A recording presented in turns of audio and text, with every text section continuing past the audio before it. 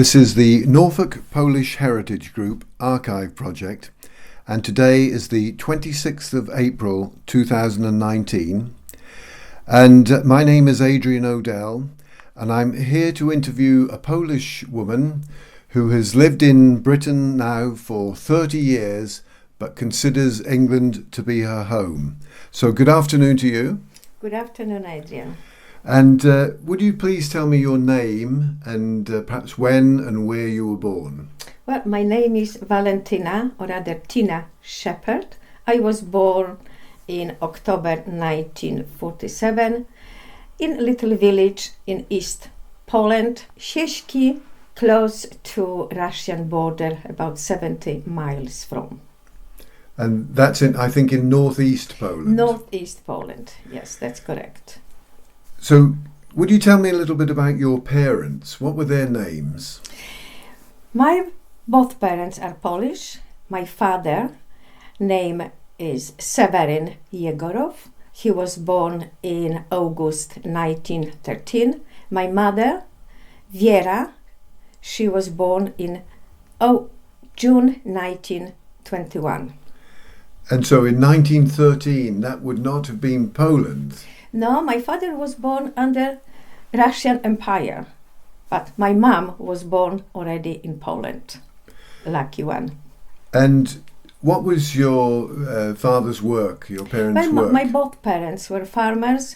They had a farm about 30,000 acres, and they've been working all their life on the farm. So that's a very big farm. So was he lord of the manor? Almost as a third on the list in our region, in our village.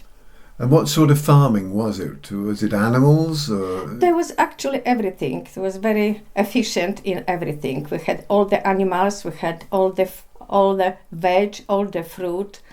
So actually, apart from sugar and flour, we had everything in our farm. And during the war, what did your father do? Well, my father had to serve national service like everybody else. And then when the war started, when actually Russia invaded Poland. That was in 1939? Yes, 17 September 1939. The Polish army was all grabbed and taken in the train to Russia. Further, my father was lucky enough to escape transport. He did try to get by Romania to Anders' army, but somehow he didn't manage. He lost his friends who was running for the same reason. So nevertheless, he did manage to come back to his village. And can you remember your childhood as a happy time? I think I have two sisters, so we all been quite happy family. We had plenty of toys, amazingly, from my aunt who lived in Warsaw. So she was bringing to us toys. And to be honest, we quite a happy family, quite happy children.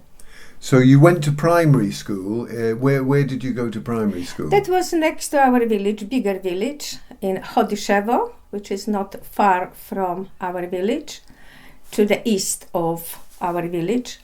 And then I end up in another bigger school. That was 7 years of my education, primary school, in another village. And what about your secondary schooling? I understand you might have gone to Warsaw then. Yes. When I passed the exam in our when I passed the exam, my auntie decided that will be better for me to go to Warsaw. So I ended up in Warsaw in 1961 and attended Liceum Ogólnokształcące imieniem Stanisława Wyspiańskiego, which was the high education, and I finished my education in 1965. And were you particularly good at subjects? What were your favourite subjects? Well, personally, my favourite subject was always geography and maths. But I did have to pass, I think, 7 or 9 subjects to finish my education. But then when you finished that high school education, I think you went on a different path. Tell me about that, please. Yes, my aunt, consultant from the hospital she worked, and her husband was opening new research lab. And she was advising me maybe to go to medical education to have a chance to work with him. So I did. I went to medical school for 2 years when I studied 4 or 5 subjects of the medical matter, like microbiology, biochemistry, hematology, histochemistry, serology. And I finished in 1967 with the title technician of analysis, medical analysis. So you had a medical diploma. Medical diploma. So were you able then to take a job somewhere? And I did a job in this Professor Mosakowski lab that was Polish Academy Science Department of Research Tissue Culture, when I assist in many research. That sounds quite a technical, quite a specific field of study. There was a research on a live tissue culture. Mm-hmm. So that was working in labs.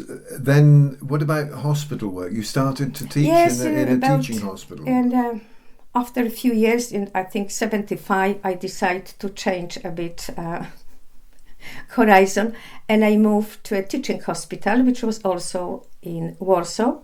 And I worked there with neurosurgeon professor, which again, I assisted him in many research subject. So the period then would have been about between 1968, I think you mentioned, till 1975. Wasn't that the time when Solidarność was starting and taking place? Yes, you're absolutely right. I think you're involved with that. Yeah, tell us about that experience. Right. Yes, we've been very enthusiastic in the whole department. We almost all join and support Solidarity. We've been helping them, collecting the money when some of them been in prison to help the family.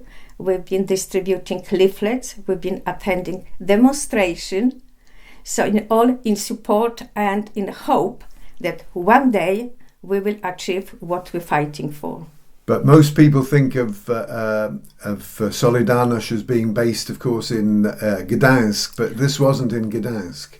Solidarity was actually the people joined all around Poland, around the country. It's not mainly Gdańsk. The Gdańsk was the main organization with Lech Wałęsa as a leader. That's true. And then, of course, the strike and demonstration. But the whole organization was all over the country. Over 10 million, 15 million supporters for Solidarity. But at one stage, Poland was put under martial law. Can you remember that? Yes, I remember this very, very well. That was 13th of December. That was weekend 1981. And that was weekend. I was cleaning my house and I turned the TV. It was blank. So I asked my son to go and check with my neighbors if my TV is wrong. And he ran to the room and screamed, "Mom, it's war." So I didn't know what he's talking about. So I put TV on and then I saw Jaruzelski talking about... Sorry, who was Jaruzelski? General Jaruzelski, which was our leader in that time of army and our country. So I was shocked. I absolutely was stiff with not knowing what's happening. And of course he was telling what the rules are. You're not supposed to leave your house between 11 o'clock and 6 p.m. You're not supposed to change your address. You're not supposed to travel anywhere without permission. So the cars have been stopped randomly on the street. The TV was very controlled. All the phones, chat was very controlled. So virtually we didn't have we didn't have any information from the media outside. So it sounded very much like a war. It was. That's what we call. We call this as a Third World War. And I think you even had food rationing. Tell me about that, please. We did have a kartki in, I think, 1975. The kartki was introduced. That's like a ration book. Yes, like a book. You have a ticket and you can go and queue and get your portion. Then later in 81 they introduced tickets for meat. But I have to say, despite that was very inconvenient, very upsetting, but you still were queuing, but you got your food. So I cannot say that we ever suffer starvation time. But that was definitely very upsetting, and people were fighting with government and with the communists to get. And what year did did Solidarność win? What was? Can you remember that? The Solidarność won in 1989. Oh, they called quite a long round table when they gather the communist government and the solidarity leaders. But that's where they ended. But I think well before that, you made a dramatic change in your life. Yes, you decided to leave Poland. I was curious about life out of Poland, and in 1982 the Libyan committee came from Benghazi in search of medical staff to bring to Libya. So I did go for interview. I was accepted with my son, and I went to Libya in September 1982, stayed for 2 years until 1984. Then I did come back for the holiday and decided to have a break a little bit. So I went for another work in another Warsaw University research department for a year and a half. And in 1986, I went again to Libya, to the same hospital with the same people who recognized me. They accept me again with my son. So I went there again and stayed until 1989.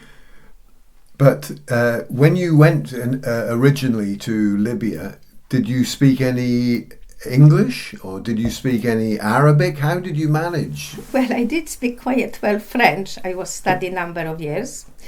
I did learn English in 3 months before I went to Libya.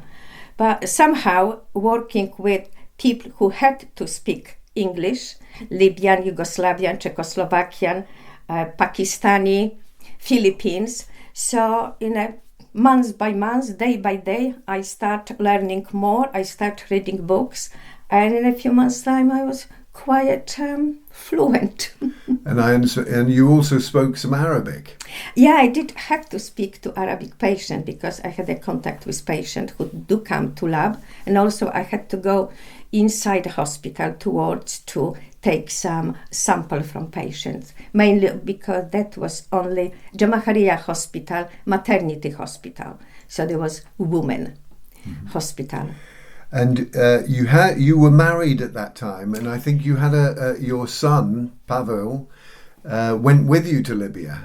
Yes, I did have my son with me in Libya. He was about 7 years old. Yes, and I met my English husband. And so your first husband was Polish. My first husband was Polish. He was a very clever man. He was the professor in physics. He was traveling a lot. And before, he was very much engaged in solidarity. And he went for some conference to America before marital law started. And when was introduced, he had a rather big thinking that he wanted to come back to this kind of country with the communism regime, communist system. So I wasn't willing to go to America yet. So that it happened. We just amicably dissolved our marriage. I see. So you met your English husband in Libya, and you returned to Britain after the contract had finished in Libya. You returned to Britain, and where did you end up in Britain? And was that your first visit to Britain? I did come with my husband and my son before that for a long holiday, for a month's holiday, touring around the country. He took us. Then when we finished in 1989, we came, 3 of us, to England. We bought a house in Letchworth Garden City. The reason was, I suppose, because his sister lived in Letchworth Garden City, so that was the reason. He was posted in 3 months later to Hong Kong, and then from Hong Kong to Nigeria, from Nigeria to Saudi Arabia. So I was visiting him here and there on a holiday. But in meantime, I started searching what else I can do in this country with my qualification. So I found a job in Leicester Hospital, and I was trained as a phlebotomist. What's exactly a phlebotomist? Phlebotomist means taking blood from the patient. So it wasn't my favorite job. It's not the job I was qualified for, really. It's not the job I was looking to carry on. So in meantime, I visit job center. He advised me to write a letter to the whole hospitals and try to find a job in lab. I did, but my qualification wasn't accepted, despite that my Lyceum, or Matura, as we could say, was equivalent to A-level standard, so I could apply for university. And my diploma in medical education was equivalent to BTEC HNC, which was fine, but not a British qualification. So I had to go to university to carry on. So you decided to go to university in Britain, and which one did you go to, and what was the result of that? Well, I did get a job after interview in Walentyna Garden City in QE2 hospital, and I started university in Westminster in London for 3 years, and I graduated in 1996. With a biomedical scientist. A BSc in biomedical biomedical scientist. Then, of course, I have to pass another exam to obtain state registration in my profession. So I had to do this, and I did it in 96. So I was fully fledged biomedical scientist in 1996. That's wonderful. Great experience. And how did you then, I understand you were in Cambridge for a short time. How did you end up in Norfolk? Okay. The Letchworth we lived, I didn't like very much. So I moved to more cultured city, to Cambridge in 1995, when I was carrying on with a study in London and working in Walentyna Garden City, traveling 85 miles every day. So then I decided, well, it's a bit too much. Enough is enough. So I started searching or buying house close to Walentyna Garden City, which I didn't have enough money, or going different direction. So I found a job in King's Lynn Hospital, QE. So then I bought a house in King's Lynn, and I stayed in King's Lynn Hospital until from 2000 until 2016. Good heavens. But now you don't live in King's Lynn. You live in Fakenham in Norfolk. Why did you move to Fakenham? Well, I didn't like King's Lynn again very much. And the Fakenham was just by chance. I went for searching for the house, and it was first, haven't even advertised, and the lady brought me here saying, this is in the corner, this is the house. So I said, I'm buying without searching what this is all about. So I end up in Fakenham, and I love it. And you retired? I retired, finished my fully retired in 2016. And I understand that you met another Englishman. Yes, lucky me. I met another Englishman, Melvin. Yes. And we are together for almost 5 years. And he lives in Norwich. So he's saying he has a holiday cottage in Hampton. And we have a city house in Norwich. So you live in Hampton, but he has a house in Norwich. And all the travel that you did in your life, you clearly enjoy traveling, because I understand you're a great traveler and the two of you go all over the world now. Yes, we do. I did travel before. I did go for a great trekking in Nepal. I did go to Kenya voluntarily to meet children. I did go to South America. I did go with Melvin to Spain, to Italy, to Marrakesh, to many others. Oh yes, to Mauritius, to Dubai. That sounds wonderful. And what other hobbies do you have apart from traveling? I love classical music from early age. My mom was a great singer. She didn't have a chance to attend music school because the war erupted. But she had a great voice, and my father always was saying you should follow her. So I do love classical music. We attend with Melvin number of classical concert, theaters, opera. Recently we went to Covent Garden Opera House. We enjoyed greatly. We like pictures and we like walking. And I understand that you are also a committee member now of the Norfolk Polish Heritage Group. Lucky me, and I feel very proud of that I meet such a lovely group of people. Well, Walentyna, Tina, as we know you, thank you very much indeed. You've had a fascinating life. Thank you. You've seen the world, and we'd like to thank you for taking part in the archive project this afternoon. Thank you very much, and I feel very, very honored to have interview with you. Thank you.